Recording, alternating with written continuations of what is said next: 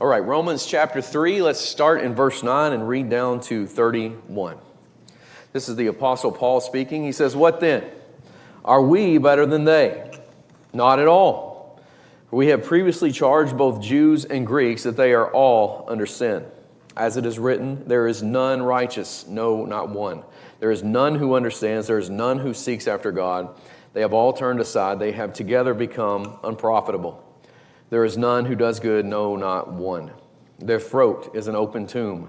With their tongues they have practiced deceit. The poison of asps is under the lips, whose mouth is full of cursing and bitterness. Their feet are swift to shed blood. Destruction and misery are in their ways, and the way of peace they have not known. There is no fear of God before their eyes.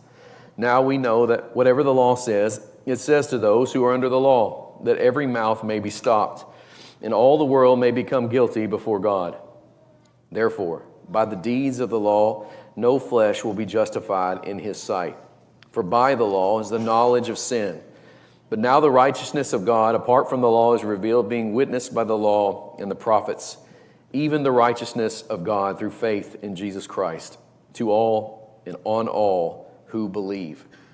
For there is no difference, for all have sinned and fall short of the glory of God, being justified freely by his grace through the redemption that is in Christ Jesus, whom God set forth as a propitiation by his blood through faith to demonstrate his righteousness.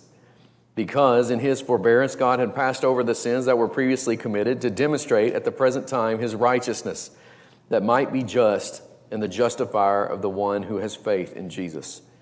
Where is boasting then? Is it excluded? By what law? Of works?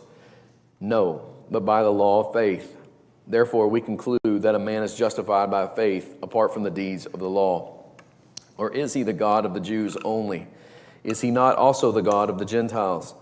Yes, of the Gentiles also, since there is one God who will justify the circumcised by faith and the uncircumcised through faith. Do we then make the void the law through faith? Certainly not. On the contrary, we establish or uphold the law, the word of the Lord.